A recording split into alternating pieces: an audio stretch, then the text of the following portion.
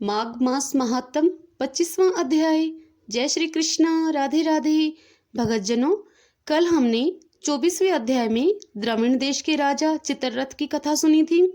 चित्ररथ को कितने नरकों की यातनाएं भोगनी पड़ी थी और कैसे कैसे नरक मिले उसे भोगने के लिए, और आखिर में वह देवद्युति ऋषि मुनि के आश्रम के निकट जा गिरा था। तो अब आगे की कथा का रसपान करेंगे। माघ मास महात्म 25वां अध्याय। लोमेश ऋषि बोले, हे ब्राह्मण, जिस समय पिशाच योनि युक्त राजा चित्ररथ देवद्युति ऋषि के आश्रम के निकट मूर्छित होकर गिर पड़ा, उस समय महर्षि उपासना में लीन थे। देव ऋषि तपस्या से उठे तथा पिशाच योनि से युक्त राजा को देखा। उस समय पिशाच योनि युक्त राजा भयानक आकार युक्त था तथा धाड़े मार मार कर रो रहा था। उसकी योनि जीर्ण शीर्ण अवस्था में थी।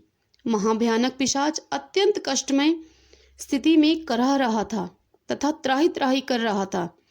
देव ऋषि देवद्युति ने कहा, हे पिशाच, तू कौन है? तू मेरी कुटिया के निकट किस प्रकार आया? तू क्यों इस प्रकार दारुण कष्ट भोग रहा है?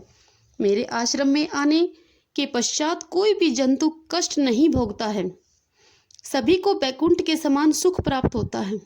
अतः हे पिशाच, तू निर्भय होकर अपने दारुण दुख को भय रहित होकर मुझे बता, और बता कि मैं तेरी क्या सहायता कर सकता हूँ। पिशाच योनि युक्त राजा ने अनेक योनियों के पश्चात ऐसे शांतमय वचन सुने थे। राजा का बिलखना, रोना सब बंद हो गया। ऋषि के स्पर्श मात्र से पिशाच को लगा कि उसके आधे कष्ट दूर हो गए हैं।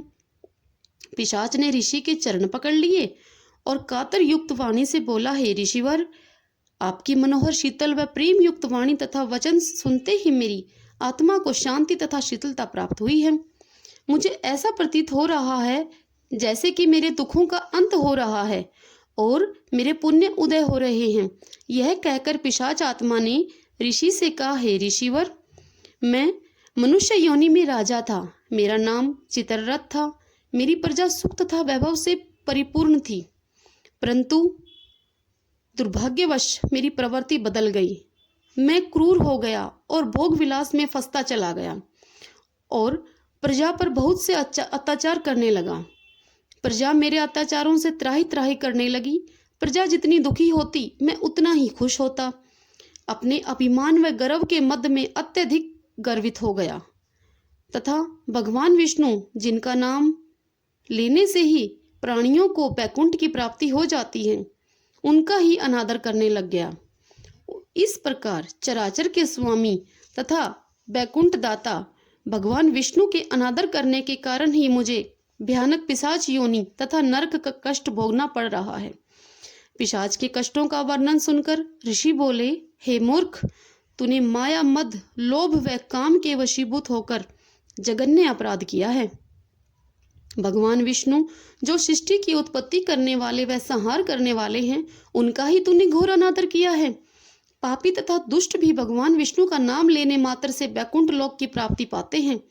जिनके यश का बखान करते हुए हम ऋषि मुनि थकते तक नहीं हैं और उनकी वंदना में सदैव लीन रहते हैं। उन प्रभु नारायण स्वामी की आराधना तो प्रत्येक प्राणी को जन्म जन्मांतर तक करते रहना चाहिए तथा उनकी आराधना चारों अवस्थाओं में करते रहने चाहिए। हे मूर्ख, वेदोक्त धर्म शाश्वत है, यह सदैव चिरंजीवी है। सनातन धर्म का पालन करने वाले प्राणी कभी दुखी नहीं रहते। जो प्राणी असत्य का संरक्षण लेते हैं, वे धर्म के विरुद्ध चलते हैं, वे सदैव कष्ट पाते हैं। अरे मूर्ख प्राणी, भगवान विष्णु तथा शंकर तो लोक परलोक के स्वामी हैं, उनकी ही तूने निंदा की। तूने तो जघन्य अपराध किया है।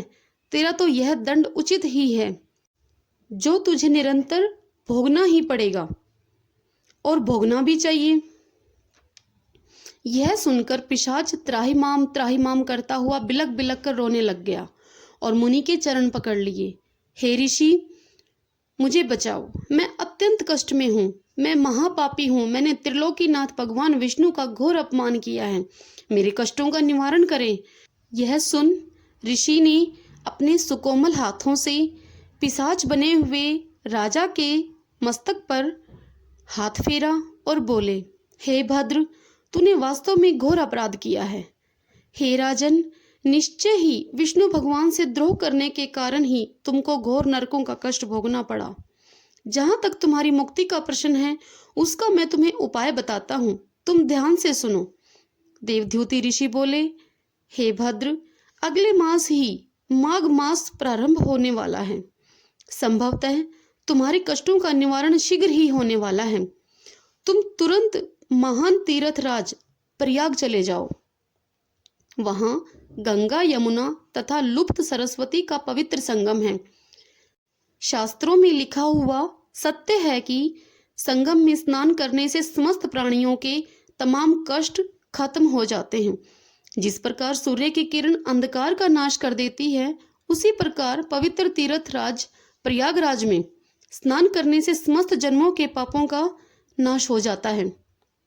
संक्षेप में मैं इतना ही कहना चाहता हूँ कि तीर्थराज प्रयाग अत्यंत पुण्य स्थल है। वहाँ स्नान करने का फल अद्वितीय है। जीव के तमाम पापों तथा कष्टों का हरण संगम के पवित्र जल में स्नान करने से हो जाता है। संगम स्नान के बराबर ना तो कोई तपस्या है, ना ही कोई तप है। प्रयाग स्नान समस्त यज्ञों से श्रेष्ठ है। संसार के तमाम दान प्रयागराज में संगम स्नान के सम्मुख तुच्छ हैं। प्रयाग संगम पर स्नान पृथ्वी पर स्वर्ग का द्वार है। इसके स्नान मात्र से प्राणीजन को मोक्ष की प्राप्ति होती है। अग्नि की एक तुच्छ चिंगारी भी आग की लपट बनकर बड़े से बड़े घास के ढेर को तो क्या, भवन को भी स्वाहा कर देती है, नष्ट कर देती है। अब तू समझ ले कि त्रिवेणी स्नान मात्र से तेरी पिशाच योनि नष्ट हो जाएगी और इस प्रकार तेरे जन्म जन्म के कष्ट दूर हो जाएंगे। भगवान विष्णु तथा शंकर तेरे कष्टों को दूर कर देंगे तथा तू पिशाच योनि से मुक्त होकर मोक्ष को प्राप्त करेगा तथा स्वर्ग का अतुल्य सुख जन्म जन्मांतर तक भोगेगा। तदुपरांत ऋषि देवदूति बोले, हे राजन, मेरी वाणी में इतनी शक्ति नहीं है कि मैं प्रयागराज स्नान के संपूर्ण महात्म्य की व्याख्या कर सकूं, क्योंकि प्रयागराज में संगम स्नान का पुण्य अलौकिक है। एक सत्य वृत्तांत है कि केरल का एक ब्राह्मण केवल त्रिवेणी के जल स्पर्श मात्र से मुक्ति को प्राप्त हो गया था। पिशाच योनि युक्त राजा ध्यान युक्त होकर ऋषि के वचन सुन रहा था। उसने अत्यंत कातर वाणी से कहा, हे मुनिवर श्रेष्ठ, मुझे केरल के उस ब्राह्मण की कथा का वर्णन सुनाइए जिससे मेरे हृदय की शंका निर्मूल हो जाए। हे ऋषि श्रेष्ठ, मेरा हृदय अत्यंत दुखी और चलायमान हो रहा है, कृपा करके इसकी जिज्ञासा शांत कीजिए।